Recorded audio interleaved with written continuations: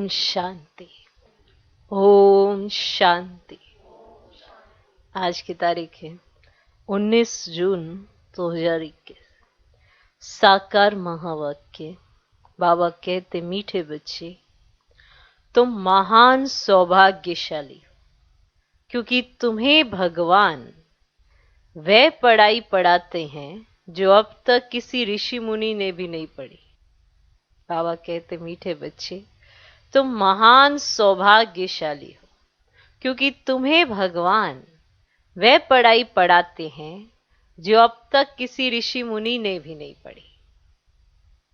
Point ही कितना जबरदस्त है, सुनते ही मन अंदर ऐसे तरंगे सी दौड़ने लगे। इतने महान सौभाग्यशाली है। मेरा ये वो नशा है जो आपको इतना ऊपर उठा सकता है, दैवी संस्कारों से भी बढ़ सकता है, दैवी गुणों से भी बढ़ सकता है, दैवी स्वभाव भी ला सकता है। कि भगवान किनको मिला? जो बहुत साधारण थे उनको भगवान मिला, और जो इतने सारे कर्म कांड कर रहे उनको नहीं मिला। वैसे हम कितने भाग्यशाली हैं। अब ये मानोगे तभी तो अपने अंदर वो जनरेट करोगे। आज का प्रश्न, ड्रामा की कौन सी भावी तुम बच्चे जानते हो, दुनिया के मनुष्य नहीं? ड्रामा की कौन सी भावी तुम बच्चे जानते हो, दुनिया के मनुष्य नहीं? उत्तर, तुम जानते हो इस रुद्र ज्ञान यज्ञ से विनाश ज्वाला प्रज्वलित हुई है। तुम जानते हो इस रुद्र ज्ञान यज्ञ से विनाश ज्वाला प्रज्वलित हुई है। अब सारी पुरानी दुनिया इसमें स्वाहा हो जाएगी। ये भावी कोई टाल नहीं सकता। ये ऐसा अश्वमेघ अविनाशी रुद्र यज्ञ है जिसमें सारी सामग्री स्वाहा होगी। यह ऐसा अश्वमेघ अविनाशी रुद्र यज्ञ है जिसमें सारी सामग्री स्वाहा होगी। फिर हम इस पतित दुनिया में नहीं आएंगे। इसे ईश्वर की भावी नहीं, ड्रामा की भावी कहेंगे। तो ड्रामा की कौन सी भावी तुम बच्चे जानते हो, दुनिया के मनुष्य नहीं? तुम जानते हो इस रुद्र ज्ञान यज्ञ से विनाश ज्वाला प्रज्वलित हुई है।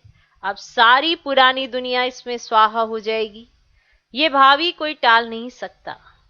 ये ऐसा अश्वमेघ अविनाशी रुद्र यज्ञ है जिसमें सारी सामग्री स्वाहा होगी। फिर हम इस पतित दुनिया में नहीं आएंगे। इसे ईश्वर की भावी नहीं, ड्रामा की भावी कहेंगे। आज का गीत है, मुखड़ा देख ले प्राणी अपने दिल दर्पण में। ओम शांति। तुम बच्चे भी मनुष्य हो। यह मनुष्यों की सृष्टि है। इस समय तुम ब्राह्मण धर्म के मनुष्य बने हो। इस समय तुम ब्राह्मण धर्म के मनुष्य बने हो।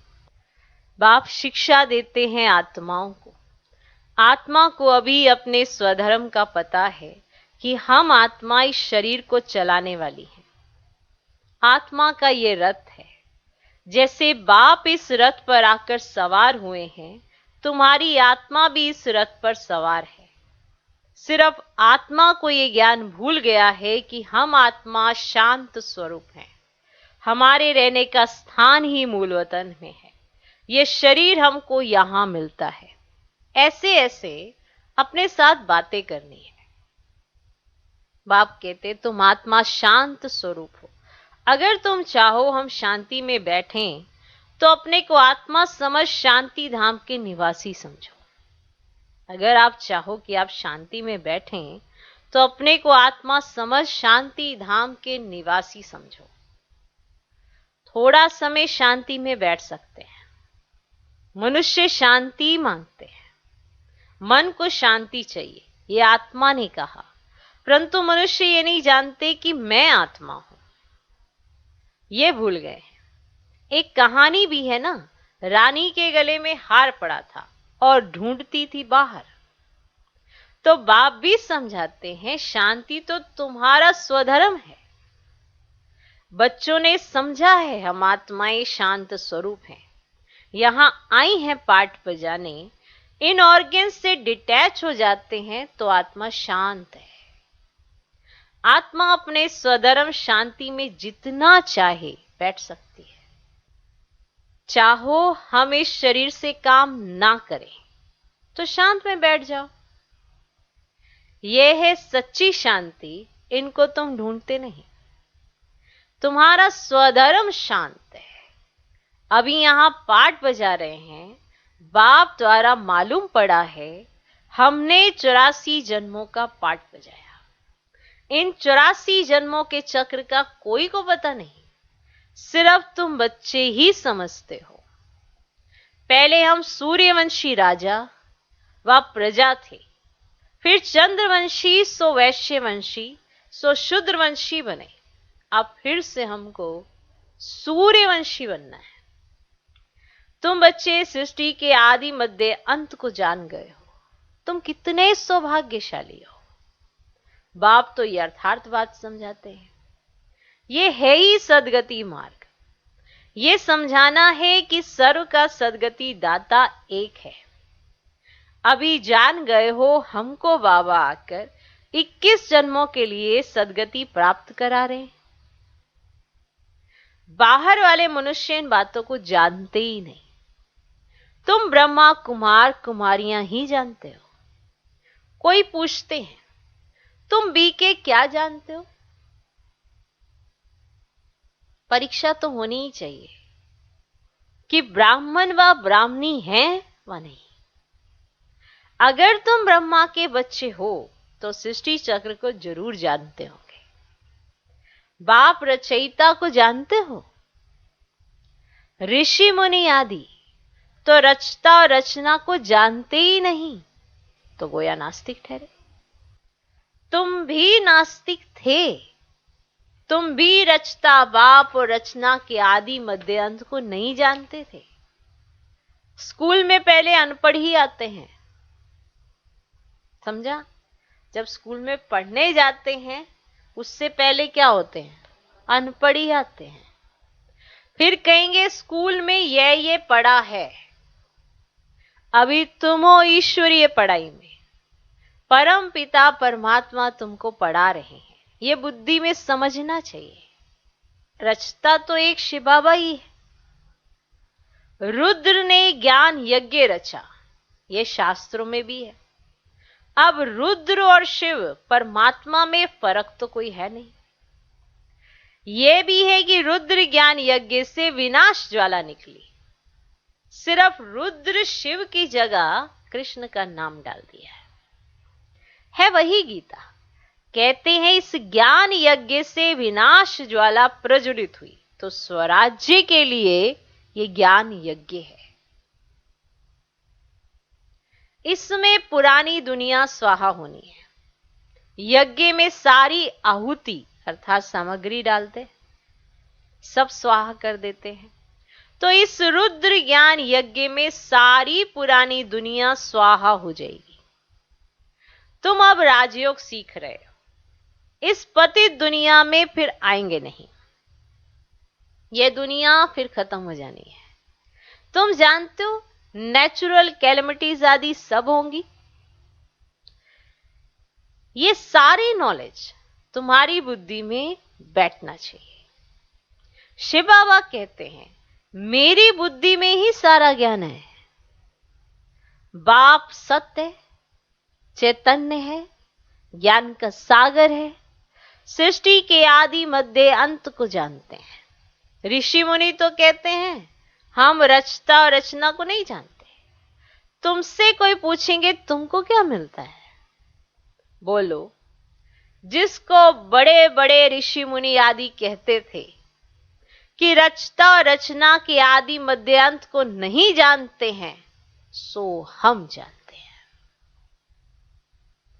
रचता बाप के सिवाय रचना के आदि मध्य अंत का राज कोई समझा नहीं सकता।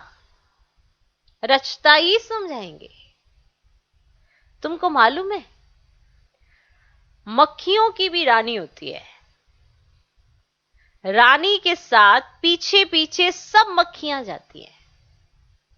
रानी अर्थात मां के साथ उनका कितना संबंध है। बेहद का बाप भी आते हैं तो सभी बच्चों को साथ ले जाते हैं। तुम जानते हो बाबा आया हुआ है। हम आत्माओं को साथ ले जाएंगे शांति धाम में। फिर हमारा सत्युग का पाठ शुरू होगा, जिस पाठ बजाने के लिए तुम ये देवी देवता पद पा रहे हो। यहां तुम आते ही हो मनुष्य से देवता पद पाने। सब गुण यहां धारण करने हैं। इन लक्ष्मी नारायण जैसा बनना है। इनको दिव्य दृष्टि के सिवाय कोई देख ना सके। अभी तुम जानते हो हम सूर्यवंशी देवता बनेंगे। तुम्हारी बुद्धि में है कि स्वर्ग की राजधानी कैसे स्थापन होती है। सतयुग में था ही देवताओं का राज्य, परंतु देवताओं के राज्य में भी फिर राक्षस आदि दिखाए हैं। ये कोई जानते ही नहीं भारत कितना पवित्र था। महिमा में भी गाते हैं सर्वगुण संपन्न 16 कला संपूर्ण। उन्हों के आगे माथा भी टेकते हैं। मंदिर भी बहुत बने हुए हैं, परंतु ये पता नहीं कि आदि सनातन धर्म सतयुग का कब और कैसे स्थापन हुआ। भारत जो इतना ऊंच था वह नीच कैसे बना, ये किसको भी पता ही नहीं। कहते हैं ये भावी बनी बनाई है। किसकी भावी है वह भी नहीं समझते। ड्रामा की भावी समझे तो समझ में आए। ड्रामा का रचयिता क्रिएटर डायरेक्टर कौन है? सिर्फ कह देते ईश्वर की भावी। ड्रामा कहने से ड्रामा के आदि मध्य अंत को जानना चाहिए। सिर्फ किताब पढ़ने से ड्रामा का पता नहीं पड़ सकता है, जब तक जाकर कोई ड्रामा देखे नहीं। जैसे अखबार में भी पढ़ा था एक कृष्ण चरित्र का ड्रामा बना हुआ है, परंतु देखने बिगर कोई समझ थोड़ी सकता है। देखेंगे तब जब समझेंगे ड्रामा में ये सब होना है। तुम बच्चे भी ड्रामा को अभी समझते हो। मनुष्य कहते हैं वर्ल्ड की हिस्ट्री ज्योग्राफी का ये चक्र फिरता रहता है, परंतु कैसे फिरता है ये किसको पता ही नहीं। नाम भी लिखे हुए हैं सतयुग, त्रेता, द्वापर, कलयुग, फिर संगम युग, परंतु मनुष्यों ने समझ लिया युगे युगे आते हैं। अब सतयुग त्रेता का भी संगम होता है, परंतु उस संगम का तो कोई महत्व ही नहीं है, वहां तो कुछ होता ही नहीं। अब ये बातें तुम जानते हो कि सतयुगी सूर्यवंशियों ने फिर चंद्रवंशियों को राज्य कैसे दिया। ऐसे नहीं कि चंद्रवंशियों ने सूर्यवंशियों पर जीत पाई, माना लड़ाई की फिर दिया राज्य। नहीं, जो चंद्रवंशी का राजा होता है तो सूर्यवंशी राजा रानी उनको राज्य भाग्य का तिलक दे तख्त पर बिठाते हैं, तो चंद्रवंशियों का राज्य शुरू हो जाता है। ऐसे कोई लड़ाई नहीं होती है। क्लियर? राजा राम रानी सीता का टाइटल मिलता है फिर उन्हें। किसने दिया? किसने दिया उन्हें ये टाइटल? कैसे मिला? कहेंगे सूर्यवंशियों ने ट्रांसफर किया, अब तुम राज्य करो।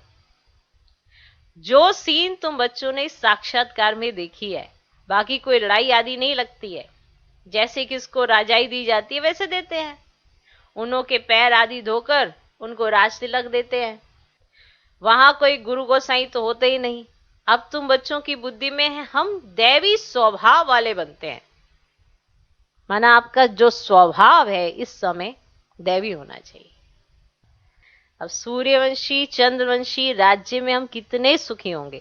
बाबा हमको दुख से निकाल सुख में ले जाते और कोई सुखी बना ना सके, और किसी में दम नहीं है आपको सुखी बनाने का। साधु लोग खुद भी चाहते हैं हम शांति धाम में जाएं। बाप कहते हैं मैं इन साधुओं आदि का भी उद्धार कर सबको शांति धाम में ले जाता हूं। सन्यासी तो आते ही हैं द्वापर में। अब स्वर्ग में हम देवताएं रहते हैं, वहां भी सेक्शन अलग अलग है, समझा? सेक्शन अलग अलग है। सूर्यवंशियों का सेक्शन, सूर्यवंशियों का अलग, चंद्रवंशियों का अलग, फिर बाद में इस्लामी, बौद्धि, सन्यासी आदि जो भी आते हैं ना, सबका सेक्शन अलग अलग ऐसे बना हुआ है। अलग अलग ऐसे माने डिपार्टमेंट है ना। ये सूर्यवंशियों का, ये चंद्रवंशियों का, ये इस्लामियों का, ये बौद्धियों का सेक्शन होने में, ऐसे सन्यासियों का, सबका सेक्शन अलग अलग बना हुआ है। जब हम राज्य करते थे तो दूसरा कोई था ही नहीं, और मूल वतन में भी ऐसी माला नंबरवार बनी हुई है, बना इसी तरह से बनी हुई है। अब आदि सनातन देवी देवता धर्म वालों की है पहली बिरादरी, और फिर और बिरादरियां निकलती हैं। ये बिरादरी है बड़े से बड़ी, और दूसरे जो धर्म स्थापक आते हैं सब उनसे निकले हुए हैं। तुम कहेंगे इस्लामियों की है सेकंड नंबर बिरादरी, और फिर बौद्धियों की बिरादरी थर्ड नंबर, हम है फर्स्ट, बाकी हद की और छोटे छोटे तो लाखों होंगे। अब यहाँ तो मुख्य है 4 बिरादरियां। अब पहले पहले हम आते हैं, फिर इस्लामी, बोधी, क्रिश्चियन आदि आते हैं। अभी हम नीचे गिर गए हैं, हमको ही 84 जन्म ले पाठ बजाना पड़ता है। अब जो अभी लास्ट में है वही फिर फर्स्ट में होंगे। अब देवी देवताएं अब पतित होने के कारण अपने को देवी देवता कहला नहीं सकते। अब देवताओं को तो पूछते हैं, इससे सिद्ध है कि उन्हों के बिरादरी के हैं। अब जो देवताओं को पूज रहे हैं तो इससे समझ में आता है ना वो अपनी बिरादरी के लोगों को पूज रहे हैं। अब सिख लोग गुरु नानक को मानते हैं तो उनकी बिरादरी के हैं, है ना। अब सत्संग में पहला नंबर हमारी बिरादरी है। अब उनसे ऊंच बिरादरी कोई होती नहीं है। अब हम ऊंच से ऊंच बिरादरी वाले हैं, हम सबसे जास्ती सुख भोगते हैं, फिर वही कंगाल बनते हैं। सबसे जास्ती दुखी यह है, कर्जा भी यह लेते रहते हैं। कितने साहूकार थे, अभी कितने गरीब हैं, सब कुछ गवा बैठे हैं। अब यह है ही दुख था। अब बाप फिर तुमको सुखधाम का मालिक बनाते हैं, बाकी सब चले जाएंगे शांति धाम। आधा कल्प तुम सुख भोगते हो, बाकी सब शांति धाम में रहते हैं, ठीक है ना। अब चाहते भी है कि हम मुक्ति में जाएं। अब सुख को कागविष्ठा समान समझते हैं। अब उनको सुख धाम का अनुभव ही नहीं है तो कागविष्ठा समान ही समझेंगे। अब तुमको अनुभव है, अब महिमा भी गाते हैं, परंतु पतित होने के कारण भूल गए हैं। अब आप याद दिलाते, हे भारतवासी तुम देवी देवता धर्म के हो, द्वापर से नाम बदली कर दिया है। अब देवता धर्म वाले ही पतित बन गए हैं। अब गाते भी रहते हैं, हे पतित पावन आओ। अब आपने बताया तुम कितने जन्म पावन दुनिया में थे, अब कितने जन्म पतित दुनिया में है, अब फिर पावन दुनिया में जाना है। ये पाठशालाओं की पाठशाला है, यज्ञों का यज्ञ है, समझा। पाठशालाओं की पाठशाला है, यज्ञों का यज्ञ है, माना बहुत सारे यज्ञों में से एक विशेष यज्ञ है। सारी पुरानी दुनिया इसमें खत्म होनी है। होलिका जलाते, अब ये सब पर्व अभी के हैं। आत्मा चली जाएगी, बाकी शरीर खत्म हो जाएंगे। अब यह नॉलेज कोई सन्यासी आदि तो दे ही ना सके। गीता में कुछ है, परंतु आटे में नून माना नमक ज्ञान प्राय लोप हो जाता है। शिव बाबा कहते हैं हमने ये यज्ञ रचा है, इसमें तन मन धन सब स्वाहा करते हो, जीते जी मरते हो, ये ज्ञान तुमको अभी मिल रहा है। अच्छा, मीठे मीठे सिकिलधे बच्चों प्रति माता पिता बाप दादा का याद प्यार और गुड मॉर्निंग। रूहानी बाप की रूहानी बच्चों को नमस्ते। हम रूहानी बच्चों की भी रूहानी बाप को नमस्ते नमस्ते नमस्ते। Good morning good morning good morning. धारणा के लिए मुख्य सार, पहला पॉइंट, सुखधाम में जाने के लिए अपना दैवी स्वभाव बनाना है। सुखधाम में जाने के लिए अपना दैवी स्वभाव बनाना है। ड्रामा के आदि मध्य अंत के राज को बुद्धि में रख हर्षित रहना है। ड्रामा के आदि मध्य अंत के राज को बुद्धि में रख हर्षित रहना है। सबको यही राज समझाना है, सबको यही राज समझाना है। दूसरा पॉइंट, स्वराज्य लेने के लिए इस बेहद यज्ञ में जीते जी अपना तन मन धन स्वाहा करना है। स्वराज्य लेने के लिए इस बेहद यज्ञ में जीते जी अपना तन मन धन स्वाहा करना है। सब कुछ नई दुनिया के लिए ट्रांसफर कर लेना है। सब कुछ नई दुनिया के लिए ट्रांसफर कर लेना है। आज का वरदान, सर्व आत्माओं पर स्नेह का राज्य करने वाले, सर्व आत्माओं पर स्नेह का राज्य करने वाले विश्व राज्य अधिकारी भव। सर्व आत्माओं पर स्नेह का राज्य करने वाले, स्नेह का राज्य करने वाले, एक है दूसरे के ऊपर राज्य करना, भाई मैं राजा हूं, मेरा कहना मानो। एक है स्नेह से वो जो भी कहे सब मान जाए। सर्व आत्माओं पर स्नेह का राज्य करने वाले विश्व राज्य अधिकारी भव। जो बच्चे वर्तमान समय सर्वात्माओं के दिल पर स्नेह का राज्य करते हैं, वही भविष्य में विश्व के राज्य का अधिकार प्राप्त करते हैं। अभी किसी पर ऑर्डर नहीं चलाना है, अभी किसी पर ऑर्डर नहीं चलाना है। अभी से विश्व महाराजन नहीं बनना है, अभी विश्व सेवाधारी बनना है। अभी विश्व सेवाधारी बनना है, स्नेह देना है। देखना है कि अपने भविष्य के खाते में स्नेह कितना जमा किया है, कि हमारे खाते के अंदर स्नेह कितना हमने जमा किया है अपने भविष्य के खाते में, देखना है। विश्व महाराजन बनने के लिए सिर्फ ज्ञान दाता नहीं बनना है, इसके लिए सबको स्नेह अर्थात सहयोग दो। विश्व महाराजन बनने के लिए सिर्फ ज्ञान दाता नहीं बनना है, बस ज्ञान सुनाए जाओ, ज्ञान सुनाए जाओ, ज्ञान सुनाए जाओ, और स्नेह हो ही ना। इसके लिए सबको स्नेह अर्थात सहयोग दो। यहां स्नेह का अर्थ है सहयोग देना, क्योंकि सहयोग आप वहीं देते हो जहां स्नेह होता है। इसलिए आपको सबको सहयोग देना है, माना सबसे स्नेह रखना है। जहां स्नेह होता है वहां स्वतः ही सहयोग देते हैं, और जहां स्नेह नहीं होता है वहां सहयोग नहीं देते हैं। तो चेक करना कि क्या मैं आत्मा सबको सहयोग देती हूं, क्या मेरा ऐसा पाठ है कि मैं सबको सहयोग दूं, तो फिर सबसे स्नेह होगा। आज का स्लोगन, जब थकावट फील हो तो खुशी में डांस करो, इससे मूड चेंज हो जाएगी। ठीक है, जब आपको थकावट फील हो तो खुशी में डांस करो। जब आप थक जाओ, ऐसा लगे कि अब थक गए हैं, तो डांस करना शुरू कर दो, इसमें मूड चेंज हो जाएगी। ओम शांति।